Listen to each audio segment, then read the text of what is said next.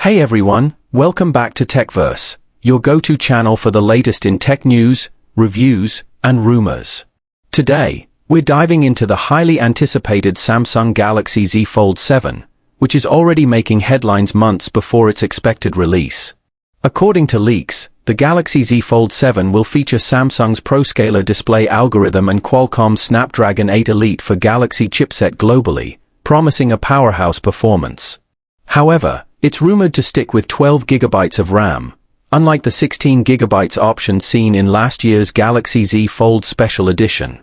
The device is also expected to retain its 25W wired charging, a feature that hasn't been upgraded since the Galaxy Z Fold 4.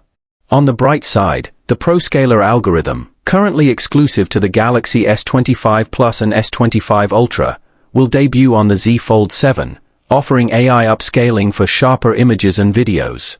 The Next Gen ProVisual Engine will also enhance photography with natural skin tones, true-to-life colors, and stunning selfies. Pricing is expected to remain similar to the Galaxy Z Fold6, starting at $1,899.99 in the US, with storage options ranging from 256 GB to 1 TB. What do you think about these upgrades?